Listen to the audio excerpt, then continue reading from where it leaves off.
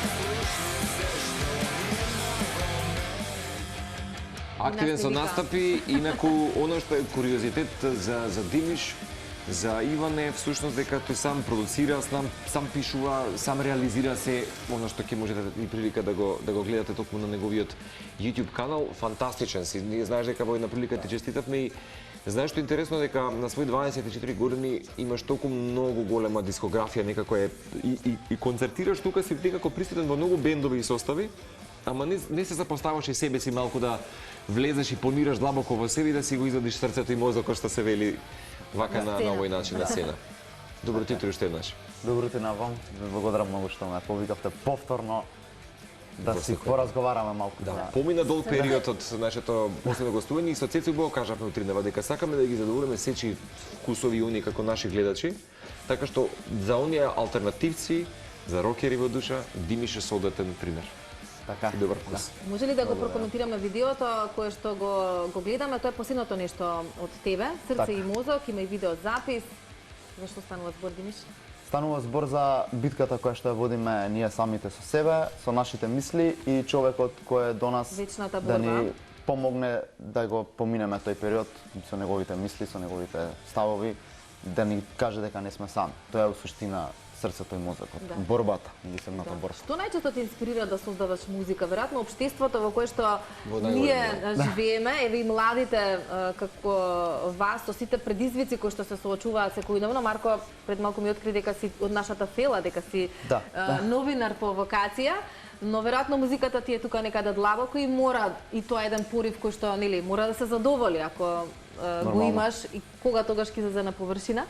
Претпоставам општеството во кое што живееме, младите, проблемите, предизвиците секојдневно со кои што се соочуваат, се дел од тие некои инспиративни моменти за тебе. Токму тоа, немам што повеќе да додадам од тоа општеството. Јас, луѓето кои што ќе ми кажат некоја нивна случка и пробувам да се ставам во нивните чевли и да ја искажам таа приказна преку мојата музика. Тоа е емоции, чувства, искреност, многу искреност. Сакаш ли да промениш нешто во општеството преку текстовите?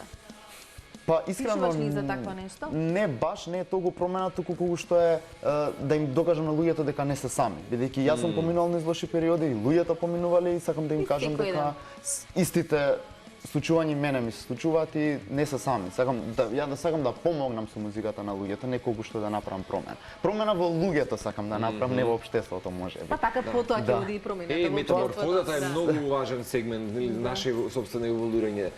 Инаку Анастасија и Гоце се фантастични, Екстазија е фантастична, тоа е пакетот што можеме да го понудиме и пак ќе ти кажам, има еден сензибилитет кој што секој пат се провлекува кога стана збор за авторството на Димиш. Ја има таа една ретро нишка во интерпретацијата твоја и реализацијата на спотовите. Не знам, така имам некоја вибрација моја која што си ја доживам лично. А инаку популарен си по тоа во тие кругови на овие алтернативната сцена генерално дека секој, да речем, твој период од животот или етапа или епоха сакаш да го спакуваш и во EP, што денеска и ретка прилика да се слушне EP, бидејќи популарно беше 80-90 беше EP-то многу важен дел за еден артист. Некако кај тебе тоа се случува. EP да создаваш, да го комплетираш, да речеме, како едно поглавје музичко. Така. Тоа најмногу се случува бидејќи денешните генерации за жал немаат многу концентрација да слушаат албуми и затоа и како синглови претежно ги вадат сите музичари, па дури јас песните. Знаеш дека ми пречи мене тоа денес, затоа што јас кога слушам албум, слушам да речем одреден период на артист како во тој период не само чувство, емотивно што ќе ми го донесе тоа и многу интересно, па каква метаморфоза се случува само 3 години пред потоа.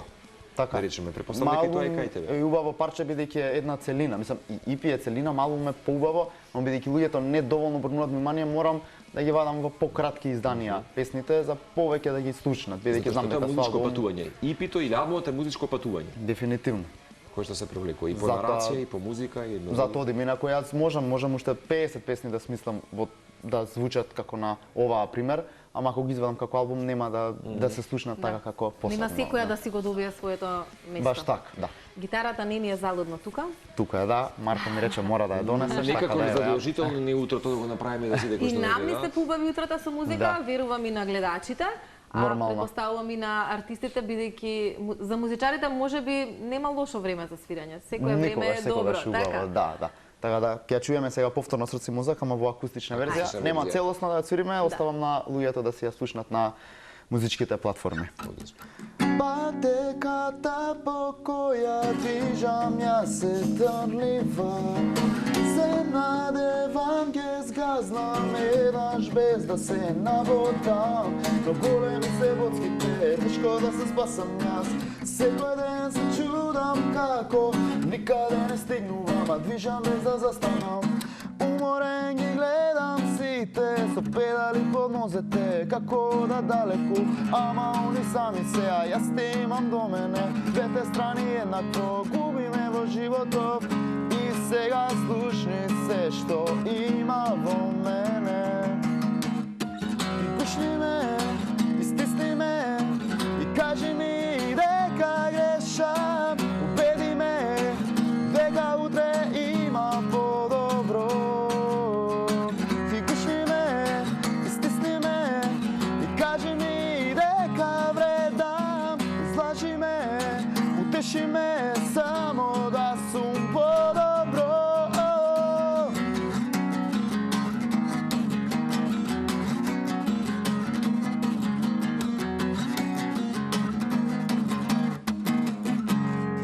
Допаѓаше овој дел. Веднаш има друг звук акустичниот кога се прави комбинација. И најчесто музичарите денеска одлучуваат кога ќе го испромовираат, да речеме, комерцијалниот звук, акустично веднаш да направат. Убаво е да се види малку како можат музичарите таквото алтернативното да го преточат. Инспирација мисли Нирвана со нивниот Unplugged концерт, нивните гранж песни, како ги претворат во едно такво парче музичко кое што можеш наутро да си го пуштиш. Симплифицирано, а многу добро и за утрата. Обично што правиш кога вистина мислите те уништуваат? Најчесто музика. Најчесто е музика, уште од основно сум си помагал со музика кога сум имал тешки периоди, така да така стигнавме до ова. Тоа и секако понекогаш и разговори дали со твојата понешна што се вели половина, дали со пријателите, секако разговорите супер. Прошетка можеби во парк во природа малку, ама најчесто музика бидејќи е одма достапна, ќе ги ставиш слушалките и светот го гасиш. Ем полниш батерии, ем некако издувен вентил за се лошо да избега некаде. Какви се плановите за 2025-та? Следува лето, обично лето, пролет, концерти, турнеи и така натака. Имаш ли никакви такви замисли, цели? Па имам замисла за турнеја, се уште во преговори не е ништо сигурно, но се трудиме, ќе има некои свирки. Во земјава? Па се надевам надвор, подобро би било надвор, повеќе да се промовирам, бидејќи мислам во земјава, па и доволно ме знаат луѓе, така да ќе пробаме за надвор, ќе има некои свирки, се објавувам јас на социјалните мрежи, може луѓе да следат, тоа може некоја исто така нова парче музика. И пито би требало, исто овие песни што се дел, оваа песна треба да излезе до крајот на годината. Значи, Срце мозок е дел од EP, така? Да. Не се ни сомневам. Да. Во една прилика кога говоревме со Зарина Првасевда, со Евгенија, ние говоревме и често таа знае да го апострофира моментот за музичкото експо, дека вистина Македонија е потребно да ги отвори хоризонтите и границите и да се промовира, да речеме, или да има некаква канцеларија или некаков проект за едно музичко експо и на наков начин како би стигнала музиката, да речеме, и до други дестинации. Така што оваа, да речеме, регионална или европска турнија ти е за поздрав. Не знам како лесно или безбедно тешко иде, да речеме, да се лоцираш до некои други адреси менаџерски куќи, ама Па потешко бидејќи сме сами. Сите претежно што прават кај нас нешто, посебно помладите, е многу потешко бидејќи сами си прават. Се немаме промотери, немаме букинг. Јасно. Кој што Но, прават друга страна е турнеја. многу полесно од пред 21 години кога немаше ни социјални мрежи, кога Да, многу немаше полесно до контакт интернет, може да така дојдеме, натаму, имате Верувам право, дека да. денес материјалот твој, ако го презентираш и Да, нели го многу е полесно, препознат, здраво, да. повелете линкот, но е под друго, ај, ни се допаѓа, ајде ќе Така е. договориме отколку порано имате право. Така. Често пати знам да кажам дека според некои статистики 40.000 дневно синглови се објавуваат од светот, што е бројка. Да. Најшто ќе ти заблагодариме што во толку многу голем број на музичко јадро во светот успеваш да не бидеш монохроматски, да бидеш автентичен, уникатен. Благодарам. И тоа нека биде некако се уште бренд и понатаму. Те запознавме, јас барем за прв пат и многу мина на The Festival. Тоа ќе ти посакам, да има многу убави настапи, да не ја заборавиш можеби Македонија како своја нели концертна сезона, ама ова со турнијата ширум дополнително. Се надеваме, да. Дали може за крај, знаеш ли? Секако да. Така Ми ќе се спомна ти деламе. дека ти омилена имам Едно друга моите спремно, омилени, да. ама може Ама таа да за свириме. Марко Да. Милена. И одиме потоа со нашиот благер. Знаеш ли дека можеш се, само верувај во себе. Сега разочаран седиш на клупата и гледаш како другите среќно живеат.